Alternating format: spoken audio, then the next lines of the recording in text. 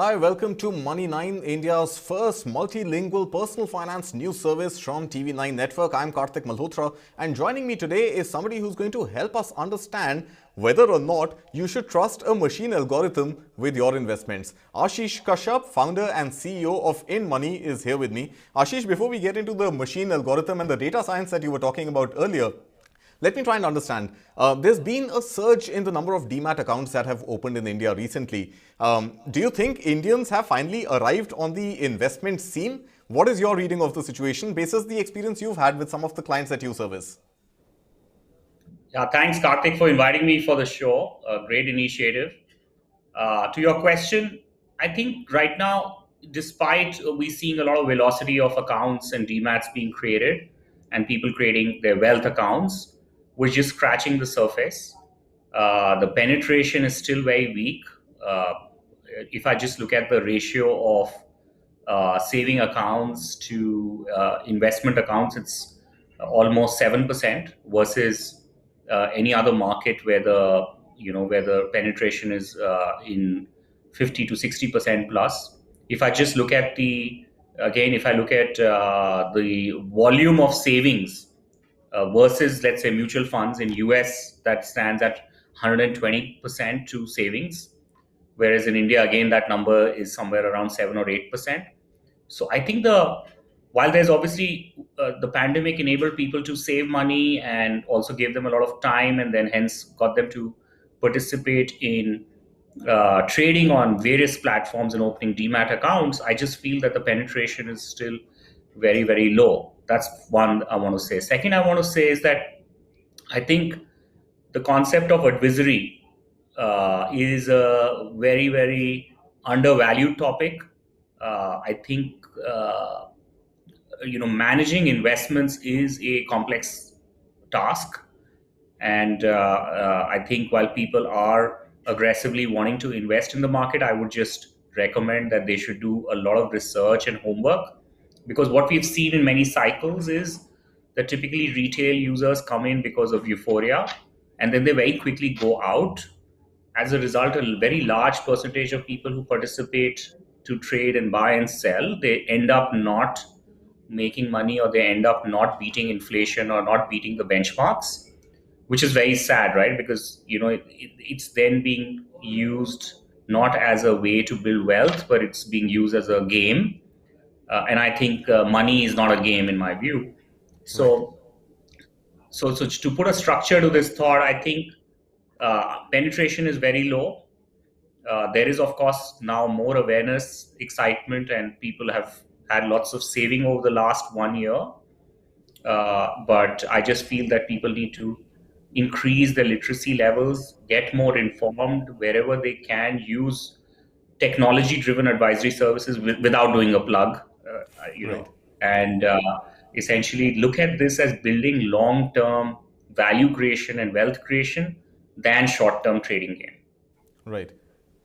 So Ashish, in fact, we had your namesake, but Ashish Chauhan with us on Money9 recently, the CEO of BSE, and he had given an interesting statistic similar to what you are mentioning about the penetration. And in his opinion, while we have only about 4 crore demat accounts, the assumption is that in a family of 4, perhaps only one person is making the equity-based investments. So a 4 crore number of demat accounts actually multiplies to a much larger number. So what we've seen also is that the government's push for opening bank accounts has led to the whole Jan Dhan Yojana. But at the same time, maybe an initiative like opening demat accounts is still awaited before people actually dabble into the stock market. So which side of the curve are you on? Yeah, so first is that the 4 crore demat accounts does not mean 4 crore unique users. Like someone like me, for example, have 4 demat accounts. And what my understanding is, an average unique user has 2.5 demat accounts. But you're very right. Typically, the way investment activity, not trading activity, typically the way investment activity does take place is that one member of the family invests on behalf of the entire family. And that's something which we learned at In Money, because a lot of our users have multiple family members under a single account, what we call as a family ID. So my sense, on the topic is that on one side, the maths is that there is 1:2.5, one user to 2.5 demat accounts, and on the other hand, there are also multiple family members participating in the investment activity. But if you really look at the decision maker, the unique user is the head of the family. So in my mind, it will still be those two crore people or 2.5 crore people who are the unique users, because they are the ones who are making a decision to deploy the money, and that penetration is very very low. It's scratching the surface. I think we're nowhere. We're just beginning. This whole invest tech game is just beginning, and the whole aspect of Indians getting financialized and moving their money out of low interest saving accounts to investment products is just really beginning to happen. Right. So, what are the kind of learnings that you have, got at In Money? What is the demographic distribution, if I may put it that way? Where are you seeing maximum investors coming from, and which are the products that they want to invest in? Yeah, see, we've taken a slightly different approach to our target audience. Our target audience are essentially the top 25 million unique users, or that's the addressable audience. People who are tax paying users, people who are credit card users. A lot of a good percentage of this also are already people who are kind of financialized and have had some kind of an exposure to a financial product. So that's really the demographic that we are going behind.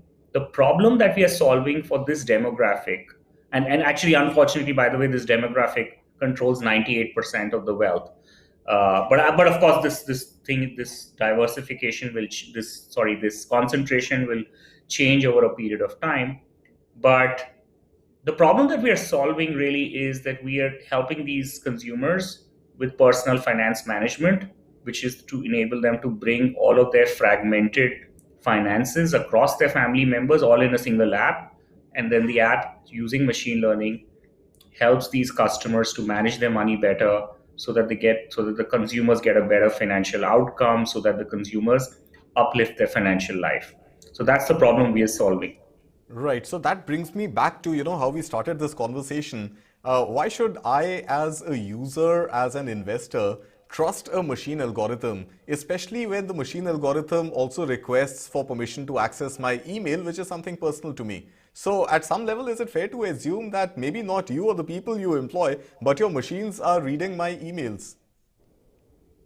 Yeah, actually, so coming back to, I think your question is that one of the features of our product is that it says to you that organize your finances in a single app, and one way to automatically do it is to connect your Gmail account with the application.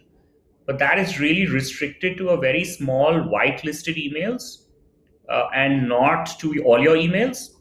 And typically all of this is anonymized and no one is reading. Even the machine also, it's all anonymized. But the output and the magic is usually, to Karthik, a disproportionate benefit to the users. So let me walk you through this journey, right? So Karthik Malhotra typically has his assets and liabilities all over the place, and we use Gmail as one of the ways for helping Karthik to organize all of this. And when Karthik organizes all of this, he realizes that he has a bunch of investments which are not in line with his risk profile, or he has a bunch of investment products which are very heavy on commission, or he has a bunch of exposure which has concentration risks, or he's exposed to this particular product where there is a high risk of a default which is to happen. So while the application is inviting you to uh, integrate your Gmail, and of course it's doing it highly securely, and it's all certified by Google's security partners. But at the same time, the value that it's delivering to you is disproportionate, and and it's really asking you to do certain actionable or take action which will help you to truly improve your financial life. So that's how we look at it. The other question, I think, one thing that I learned during my life, right, because I've dealt with a lot of offline wealth management companies, dealt with a lot of distributors, and I realized that it's this problem is not an Excel problem. It is truly a data science problem. Because if I need Karthik's financial life to be improved, it requires the application to pull large amounts of data from markets.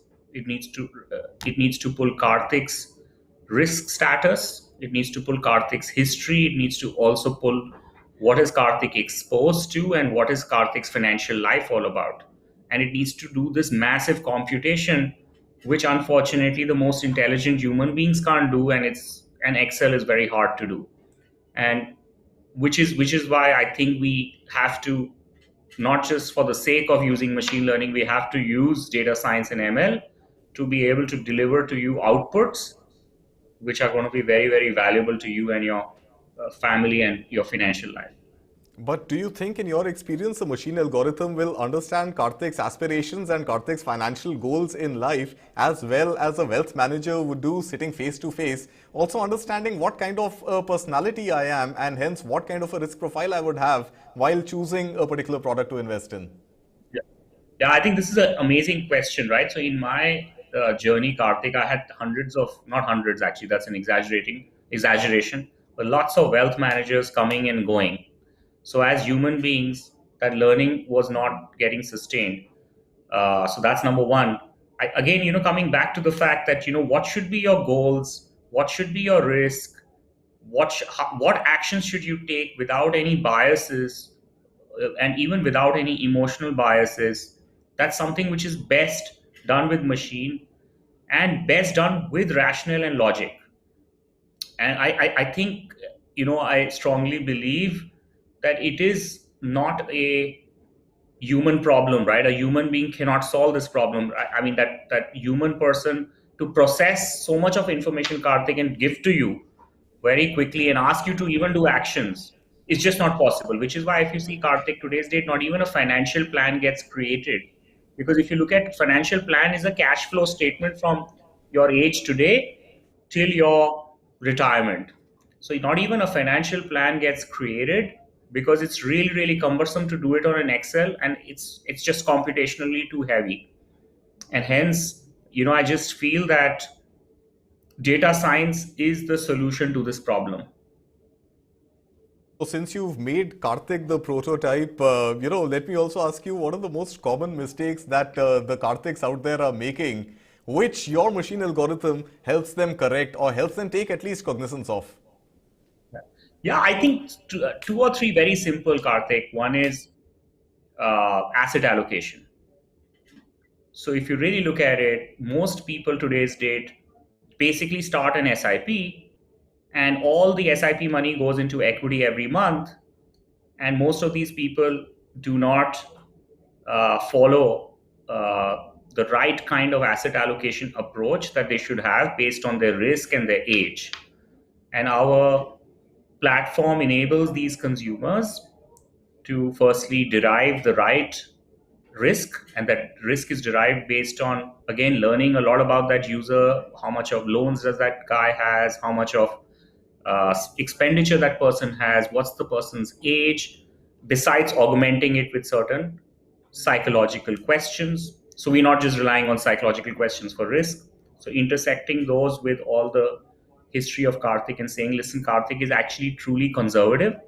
And remember, risk profile is also not static. It changes depending upon demographics changing and things changing in life, from a person moving from a bachelor to getting married to kids, etc. So that's one, right? So a lot of people have investments which are not in line with the risk profile. And this word risk profile is actually very badly understood. A lot of people think it's aggressive, conservative, but how does it get derived? There is a lot of, again, data science behind it. So that's something which is one great example of how we help people to get allocated properly, and allocated properly at the right time is something which we do. And again, we feel proud of it, so that we solve the problem of people who are basically going 100% in equity through a SIP of 20,000 rupees a month, and month on month that SIP is running, and suddenly the markets fall and these people then start exiting, and they started with 100 bucks, they made and they come out at 90 rupees, and they haven't made returns, or they started with 100 bucks, they come out at 120 rupees while the market came out at 150, and so they didn't even perform in line with the benchmark. So typically such people, what should be their, if their allocation was correct, then their starting point and ending point would have been much better, risk adjusted much better. So that's something Right. which So we 2 points clearly coming out there from Ashish Kashyap. Number one, portfolio management and the correct asset allocation is critical. And Ashish is not relenting with the fact that machine learning and data science is here to stay. Thank you so much, Ashish Kashyap. Pleasure having you on the show. That's a wrap on this thank you. episode of Money Masterclass. See you next time. Goodbye.